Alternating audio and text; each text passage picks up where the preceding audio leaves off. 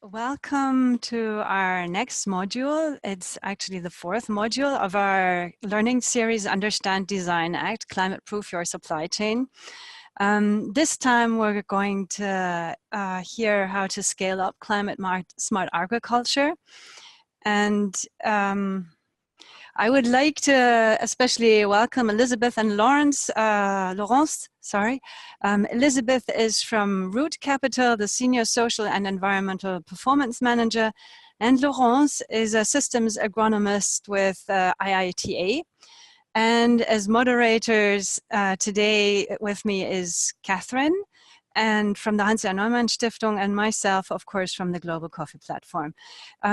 Elizabeth and Laurence will bring the content today to us.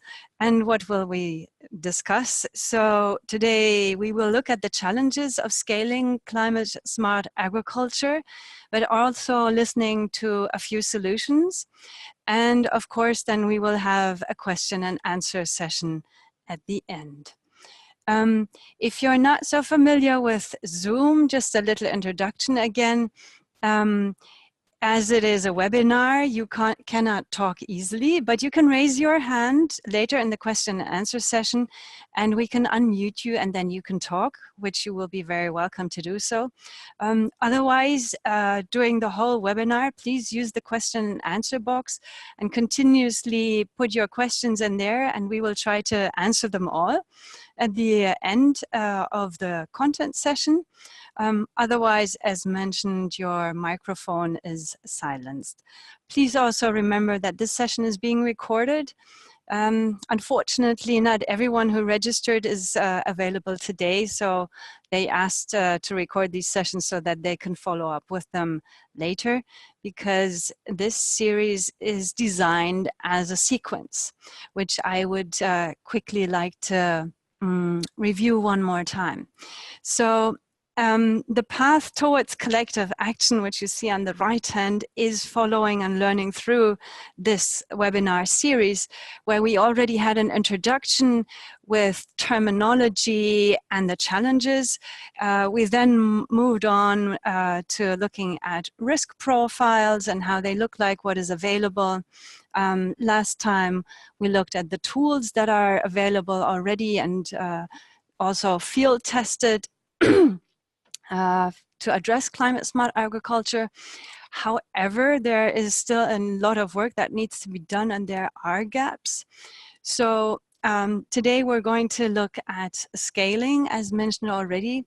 This series is designed so that you can understand the challenges and the difficulties, but also the tools of climate change regarding to coffee, and design programs or projects, and then help you to act. As we would like to support you in that, we are developing 2 concrete examples in Honduras and Uganda, which will, and you know, a few of you will know this slide already, which will contribute to the national platform's agenda. It will be a multi-stakeholder collaboration. The progress of the project then will be measured, and the learnings and results will be shared with the sector so that it can be scaled, duplicated, and other organizations and companies can learn. We are working on the next concrete steps with those countries, together, of course, with the Alliance of Resilient Coffee, or rather Feed the Future's Alliance for Resilient Coffee, whose partners, or the partners of the consortium, are bringing the content to this webinar series. So for Honduras and Uganda, the timing is that we will shortly send out a little survey. It's really a short survey to all the people who registered for this learning series, to understand which country or which countries you find more interesting to develop a project, also with some topic ideas. We will then have a call with interested stakeholders, holding then a workshop in those countries with local players and calling in global players, then turning this into a concrete proposal with hopefully good commitment, and turning this then into action by November. So let's keep fingers crossed that we can keep to that timeline. This learning series is brought to you by an array of experts on climate challenges, and you see them here. I won't go through all of them. One more time, I would like to welcome Laurence and Elizabeth, to whom I would like to hand over now. Great. Thank you, Caroline, for the introduction. So today, Laurence and I are going to speak to challenges and opportunities in scaling climate-smart agriculture in coffee supply chains.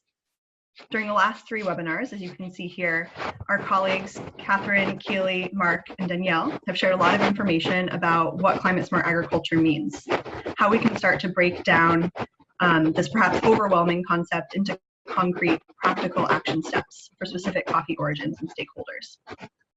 Yes, uncertainty remains about how climate change will play out at a granular level, but data, tools, and recommendations are emerging that we as a sector can start to act on.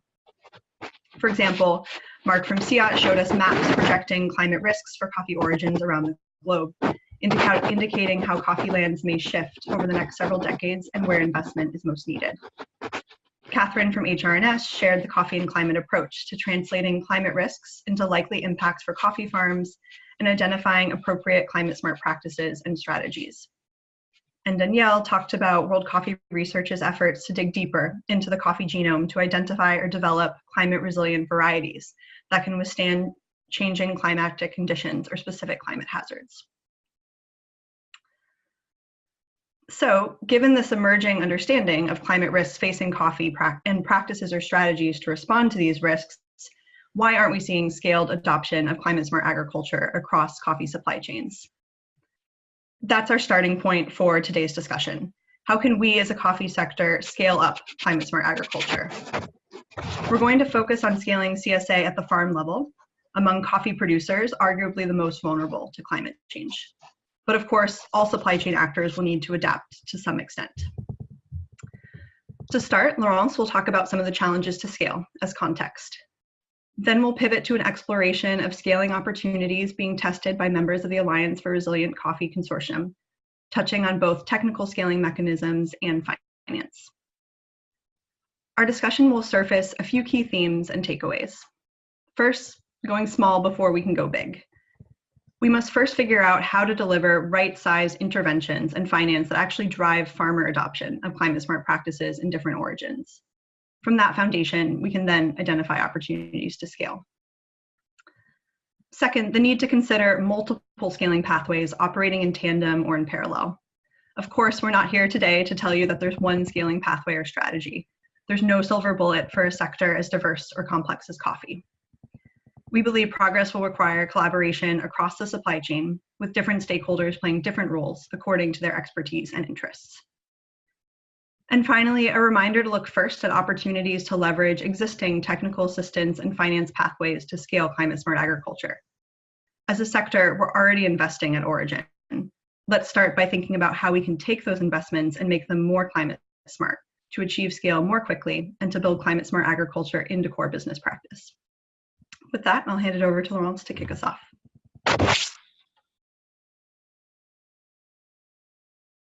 Thank you, Lizzie. As already explained in previous modules and mentioned again by Lizzie in the introduction, CSA is more than just climate smart practices. It's about having the right technology, for example, a new variety, or the right strategy, for example, diversification or a combination of both with the right enabler, for example, finance. Interventions can happen at very different scales and often are needed at the same time to create the right package to scale. And as we know, getting to this scale in the field can be quite challenging for a number of reasons. For our purpose today, we're going to really simplify and talk about 2 general categories of challenges. First, the technical challenges at plant and plot level that result in low yields, limited use of basic good agricultural practices, let alone CSA, limited access to high quality inputs, being planting material, fertilizers, and others. There's also a very big weather information gap in Africa and Latin and Central America, Linking weather information with technical agronomic information can mitigate risk associated with coffee production and can even lead to weather insurance to enable incentivized best management. Linked to the technical challenges are the finance challenges. Marginal profitability of smallholder coffee production means farmers don't have ready cash to invest in good agricultural practices, let alone adaptation. This has already been presented by GCP in its economic viability of farming studies, as you can see here, and I'm sure a lot of you have seen, and is something we are continuously faced when we work with coffee producing farmers, you know, in the countries where this program is working. Farmers don't necessarily see coffee as a business to invest in. What you see here, for example, is just a very simple calculation where we calculated the net income it's 150 farmers, and you see that 40% have a negative net income, and this was for 1 year based on data of Mountain. So what you see is that farmers don't necessarily see coffee as a business to invest in. There's definitely a correlation between marginal profitability, lack of business-like approach, but it's difficult to show causality. And because of marginal profitability, inherent risk of agriculture, costs to serve rural communities, etc., coffee farmers generally also lack access to affordable, appropriate credit for on-farm investments. This is the status as it is now, and climate change will only exacerbate farm-level economics unless supply chain dynamics shift. Something else that we cannot forget as well, and this is something we've worked a lot with in Uganda, is that when we were working on coffee and climate change, we always talk about changes by 2050. But when we really look at reality on the ground, we see that the questions are very short term, not even over a year. You know, farmers are often asking themselves, how am I going to pay the school fees of my children, you know, next term, so in very different time scales. And so what we need to think about is those, of course, long-term solutions, but also, you know, incentives in the short term in order to make things work. And so what I will present now is a decision support tool that we've been working on together with the consortium, and we called it Stepwise. And it tackles some of these long-term challenges, but we're trying to also keep in mind the short term. So what we saw whenever we were working with our impact partners, being NGOs or also companies, is often when farmers are trained in the field. It's often in structures like farmer field schools where good agricultural practices are demonstrated on demo plots. And it's the entire extension package that's demonstrated. And the message is often to the farmers, if you apply all these practices on your coffee and in your coffee field, you will increase your coffee production and your income. At the same time, what we also see when we go in the field and we ask farmers, what do you really need in order to improve productivity? They often respond that they need fertilizer. But every coffee agronomist knows that there is not a lot of point in adding fertilizer to a coffee tree that's not well pruned or under which the field is not weeded. And that's really the case, a typical case in Uganda, for example. So what we also can't forget is that every practice or technology that a farmer decides to adopt on coffee, being it a good agricultural practices or being it, you know, an adaptation practice, it means that the farmer will have to invest time, labor, and money in coffee. And farmers, although they often know how to grow coffee, they do not have the capacity to invest in the entire extension package they are trained in on coffee. So this is the basic thought behind Stepwise. How can we detangle that big extension package that exists for every coffee producing country? And how can we detangle it in smaller consecutive packages that are more accessible to farmers to invest in, and with which the farmers can incrementally increase productivity. And we call them the stepwise pathways. So as researchers, we've been looking in the literature, and we realized that that type of information didn't exist. So that's why at the moment, stepwise pathways are developed using expert knowledge, local experts, but also global and national experts. And we use interviews and participatory workshops to develop those pathways. And a stepwise pathway is a site-specific, I would say is site-specific. So the limiting factors in a specific location are prioritized. This means that different coffee growing regions will have different stepwise pathways. It's the next, the next slide. Yes, this means that different coffee growing regions will have different stepwise pathways depending on the major limiting factor. For example, in an area where twig borer, which is a big pest in Uganda on Robusta, so in an area where twig borer is the main problem, sustainable management of twig borer will be prioritized. In an area where drought is a problem, water conservation measures will be promoted. So it's very simple.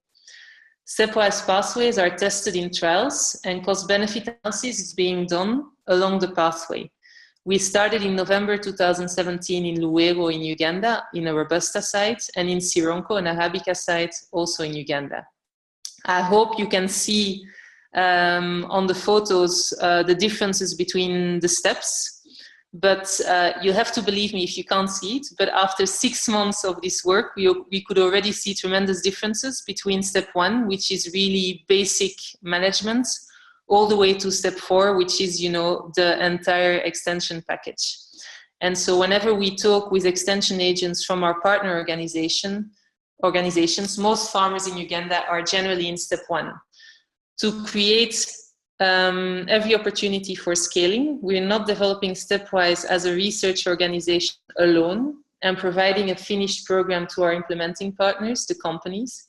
We are developing Stepwise together with field teams of companies and also with HRNS team to see how we can incorporate actually the Stepwise thinking in the CNC approach that has been presented before. And our aim is not to come with something new, it's to incorporate the Stepwise approach in already existing extension programs to maximize adoption of Stepwise by companies and to maximize scaling success at farmer level. So in parallel, we developed also an app called Stepwise. The prototype is now tested with the companies we work with. The app provides a nationally approved extension information from Uganda at the moment, but it's adapted to each coffee growing area where we do have a pilot, and it's detangled in smaller steps. In a way, you can think of it as a decision tree where the farmer can be taken through possible investment strategies and where one practice would be recommended before the other, depending on what the farmer is doing. So this is really the stepwise thinking and how we're thinking of doing this in an extension framework.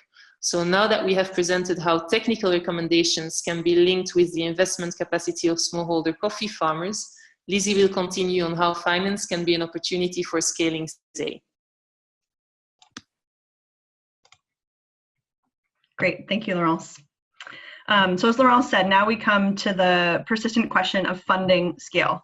Where does the money come from to make these investments in new farm assets, inputs, or management practices? And not just the money for one farmer, of course, but for entire farming communities or entire supply chains. Before diving in, a quick note of introduction to Root Capital and our angle on this question of finance for climate smart agriculture. Root Capital is a social lender that provides debt finance and business training to small to medium-sized agricultural enterprises in Africa, Asia, and Latin America. Over the last 20 years, we've dispersed over $1 billion to over 650 enterprises around the world.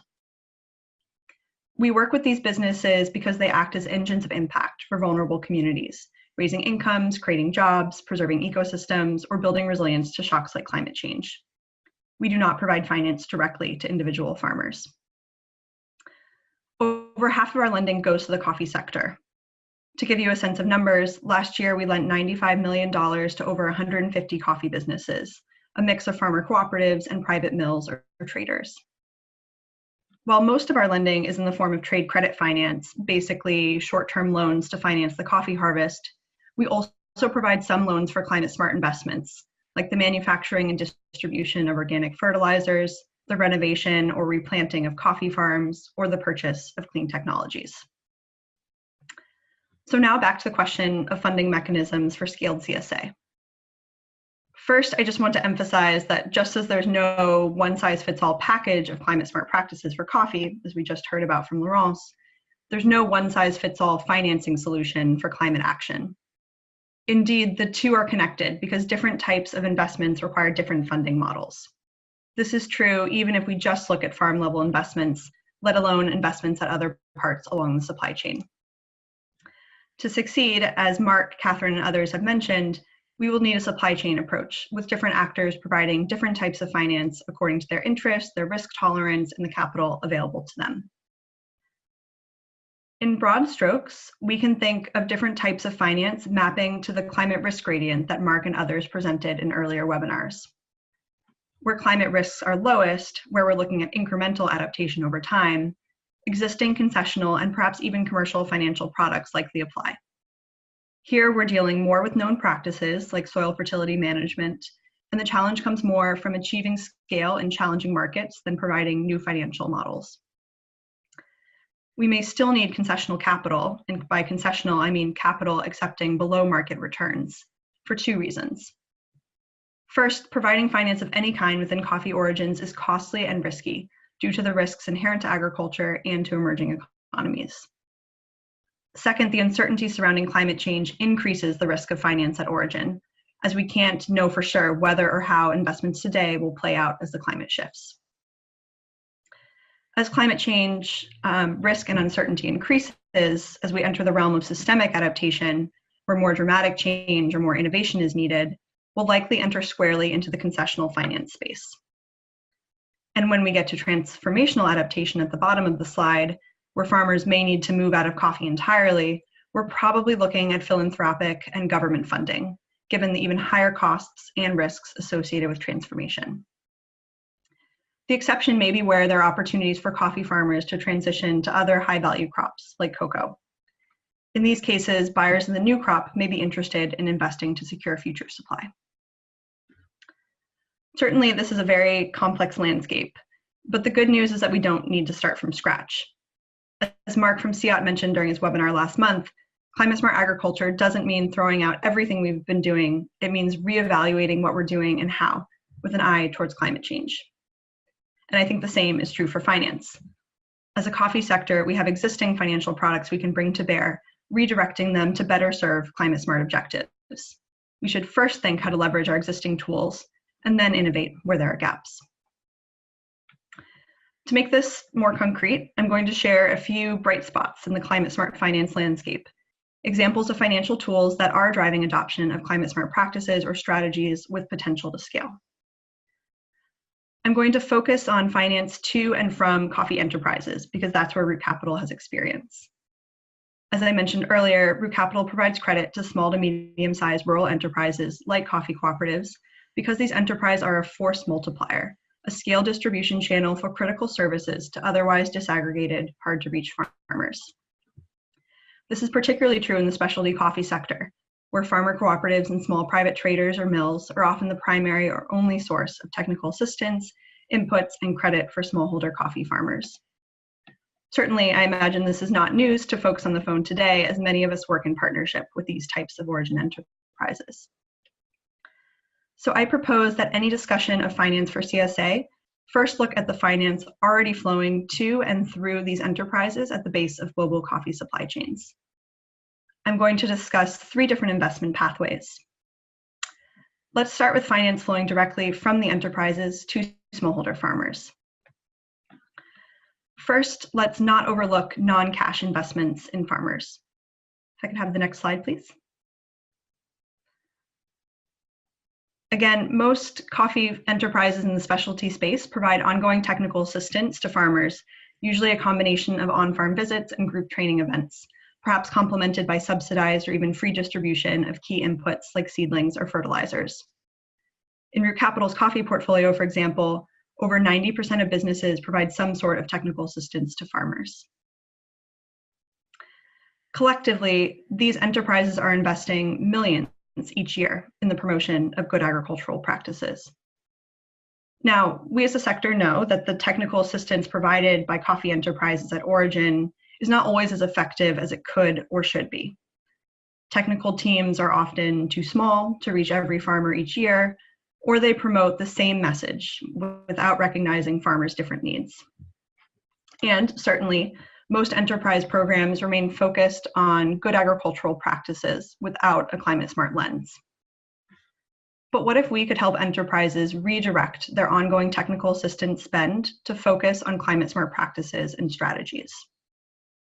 That's the focus of a Root Capital and HRNS collaboration in Honduras and Uganda, where HRNS coffee and climate staff are training the technical teams of 5 cooperatives to integrate climate-smart practices into their work with farmers, informed by an analysis of climate risks for their sourcing regions.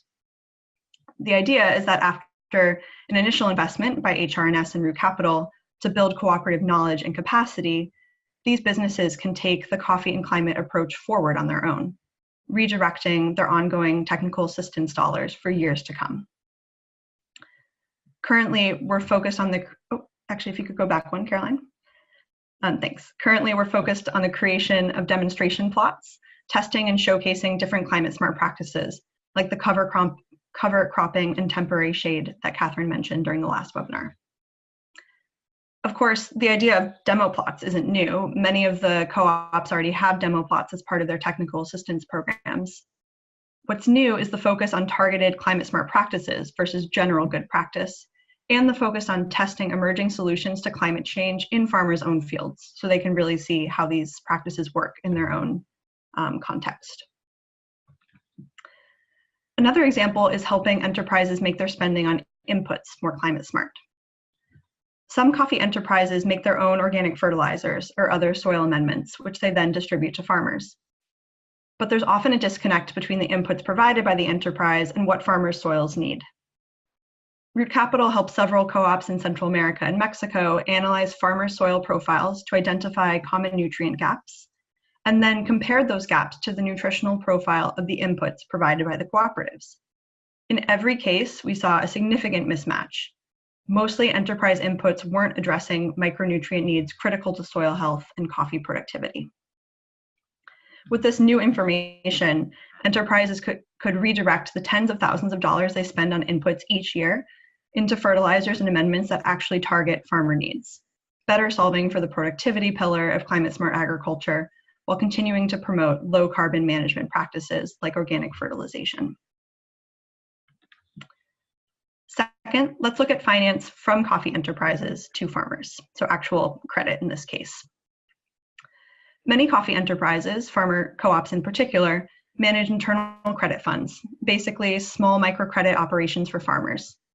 In Root Capital's portfolio, for example, over half of the enterprises we lend to offer microcredit of some kind to suppliers. In our experience, farmers generally use the microloans to buy inputs, hire labor, or make other investments on their farm during the period leading up to the coffee harvest, before they receive cash for their coffee. Some farmers also use the microloans to cover other household expenses not related to their coffee farms. From what we've seen, coffee enterprises generally don't provide farmers with guidance on how to use their microloans. They don't require farmers to invest in certain types of inputs or practices as a condition of receiving credit. Without getting too prescriptive for farmers, what if enterprises tied their microloans to investments in a menu of climate-smart practices like cover cropping or shade management? Again, we're looking at a significant existing pool of capital that could be redirected to better advance climate-smart objectives.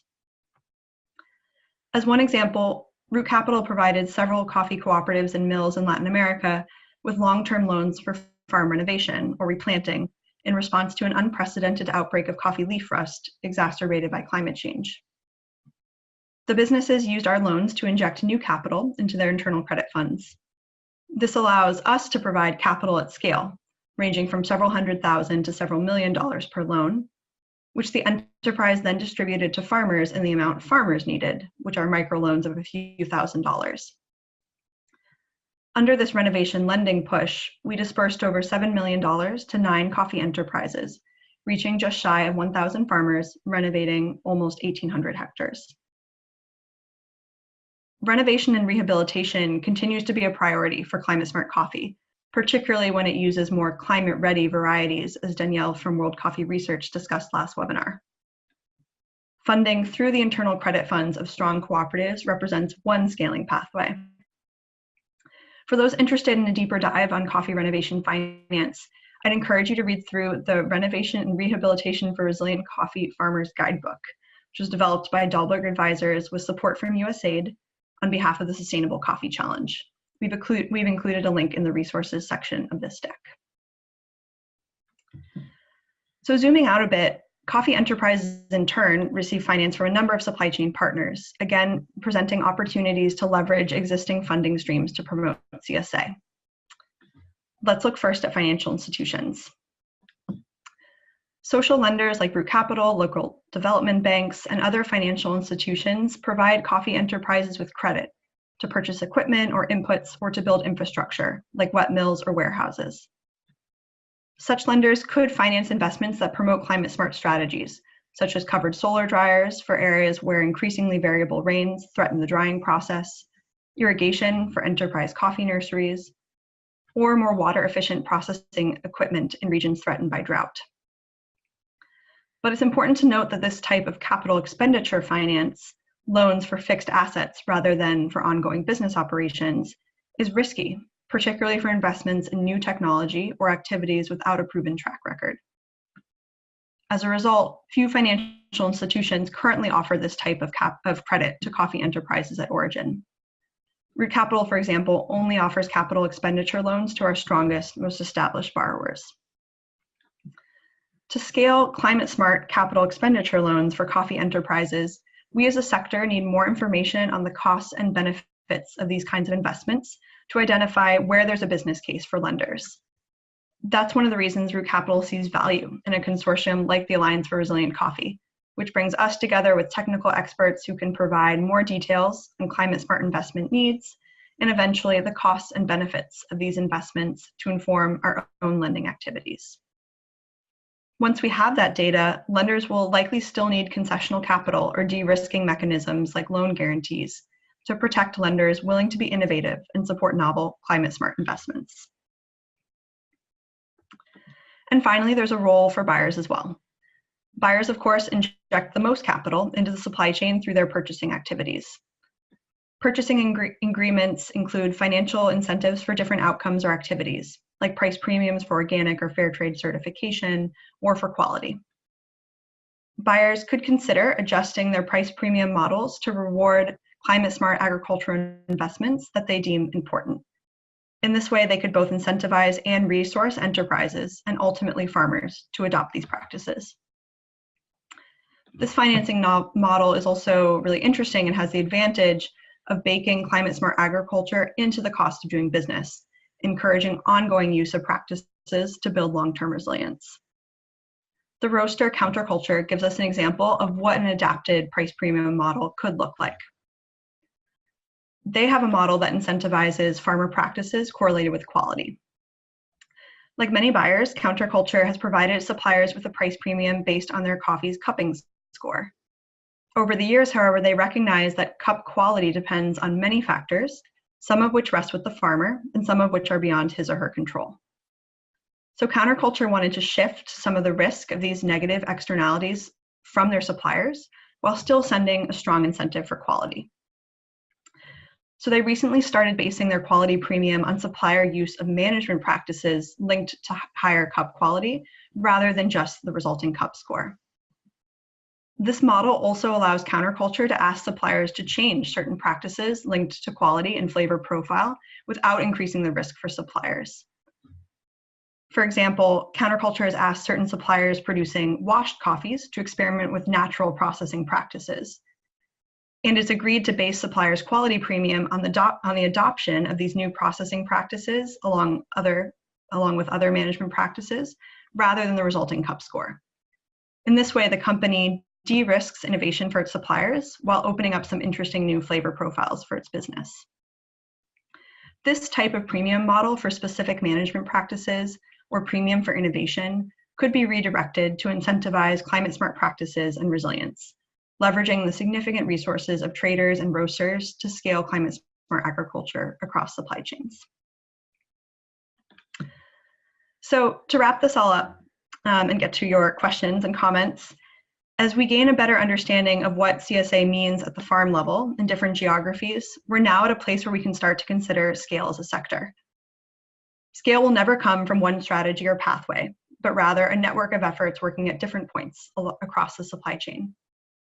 And to get us started, there are opportunities to redirect our existing investments to be more climate smart, to start the hard work of building resilience. Likely we'll discover the need for innovation and new funding models along the way, but we can start with what we know and work from there. With that, we want to end our presentation and open up for your questions and comments. Thank you for listening today.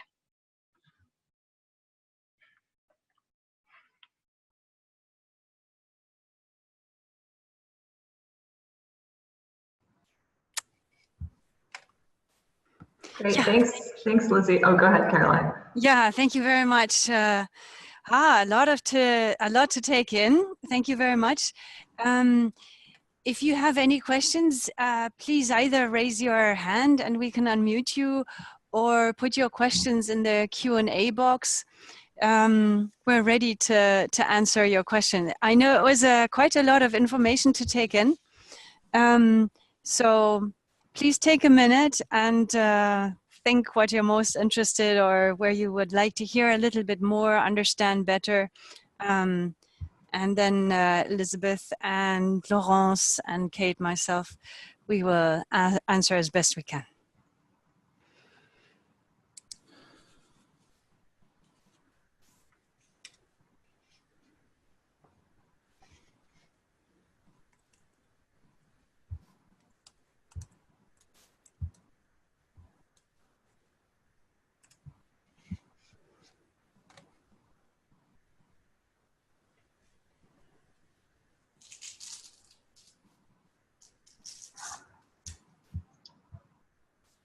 Okay, so we don't have any questions coming in just yet, but I'm wondering if we can actually turn it around and ask a question to the participants. I think the example that Lizzie highlighted from counterculture of incentivizing practices and kind of paying for the practices being implemented rather than just the quality of the coffee is a really interesting idea and a really innovative way to try and incentivize climate smart agriculture.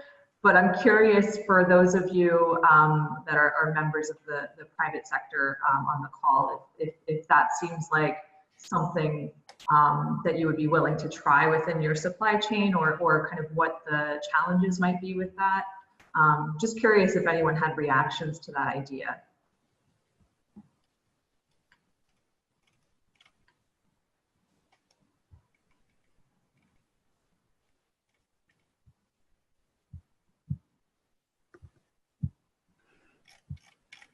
Hang on, we have a raised hand, which I'm trying to find here.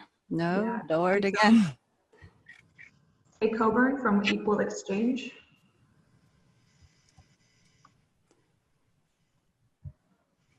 Yep, I think you should be able to speak. We just unmuted you. Yeah. Yeah, great. I do think that it's a great idea. What I've noticed is that those kinds of incentives take a long time, right? So you're looking at a very long time horizon, and it's difficult to trace completely the supply chain. And so even though at Equal Exchange we are investing in additional climate smart activities, but it happens at a small scale before the co-op builds larger. And so to get the volume needed takes a really substantial amount of time. And so you're looking not only at 1 year, but many years. And in addition to that, you don't know what the quality will be. So you don't know if, even if you're incentivizing to, for example, how Lizzie was discussing countercultures, change from washed to unwashed coffee, you don't know if the co-op will be able to provide the same level if it's a different process.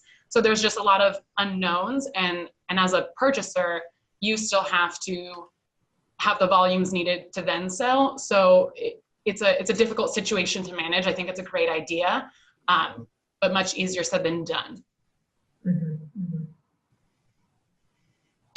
Thanks, Kim, for those comments. And also just to, I agree that certainly there are a lot of challenges. And I was talking with Meredith from Counterculture about this earlier this week, and she also really emphasized the importance of long-term relationships, and that this type of model really relies on a particular buyer probably having a longer-term relationship with the business, so that they can see things play out over a number of years. As you pointed out, it's not going to happen overnight.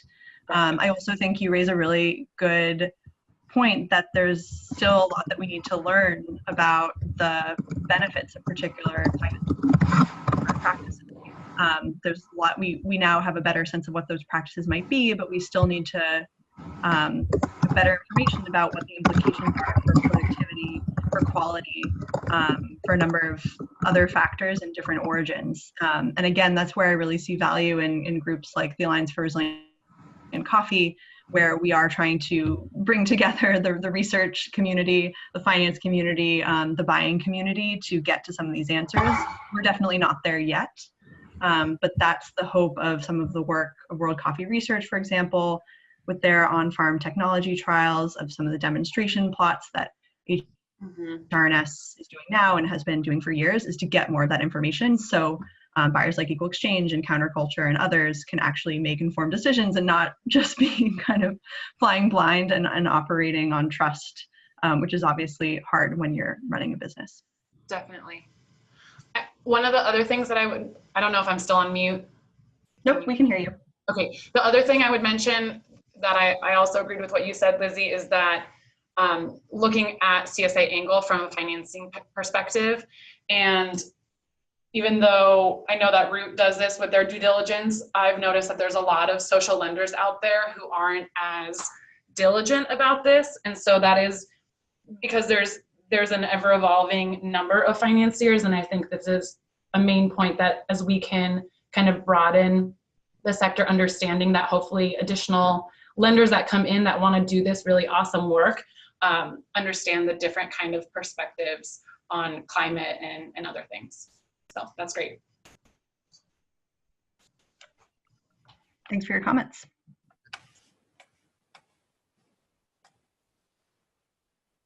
Any other questions?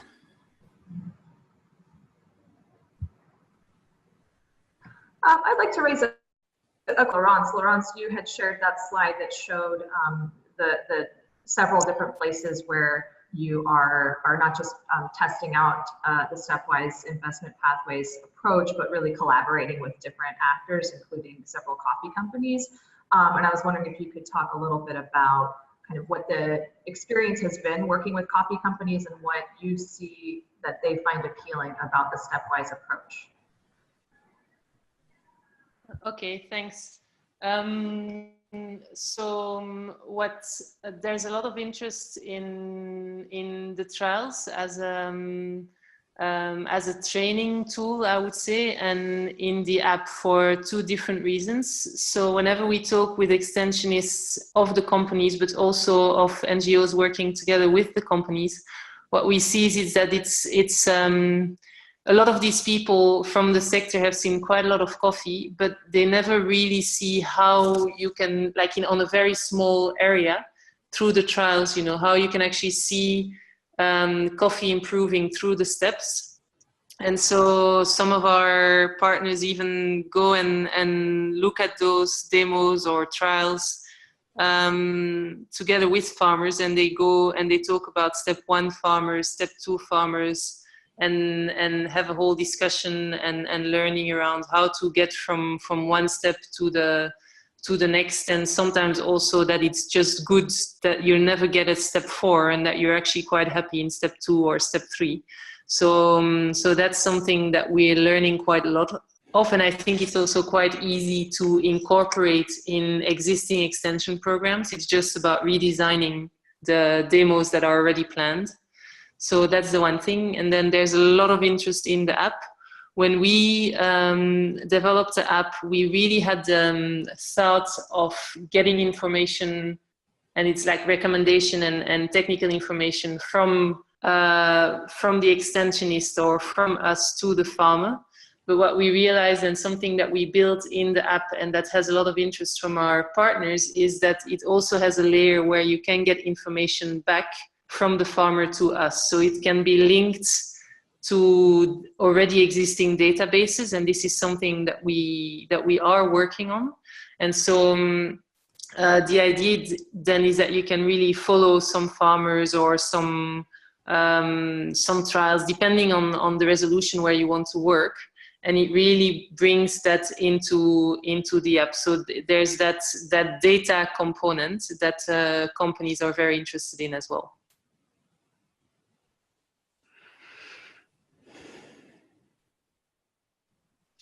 Yeah, and Laurence, just to clarify for the participants, so the Stepwise has been developed for Uganda, and it's being adapted for Tanzania, and the app is just right now applicable in Uganda. Is that right? Yes, but it's like but Stepwise is not it's not rocket science, right? It's just how do you show something, like how do you rethink recommendations, I would say, and really thinking about the economics as well. So it's quite, if partners or people in other countries are interested in trying it, it's quite easy to just design differently and apply and test somewhere else.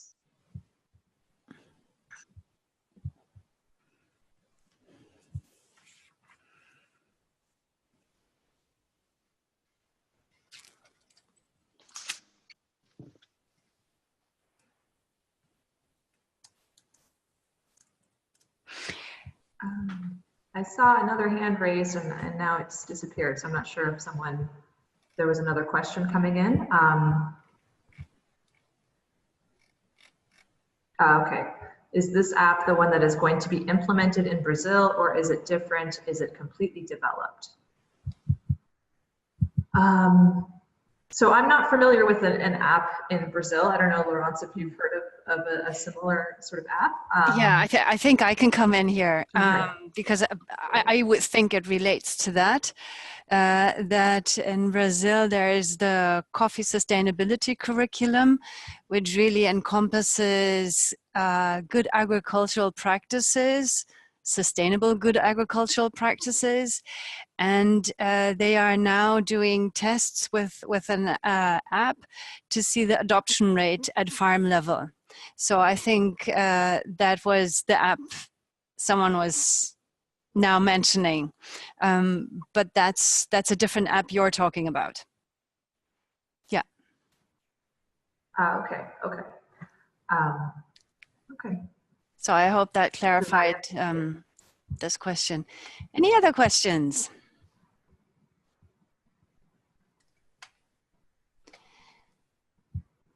So maybe not right now. Maybe we just move on then. And so yeah, thanks again to Elizabeth and Laurence. Sorry, I'll add your title here. But please don't hesitate to contact Elizabeth and Laurence.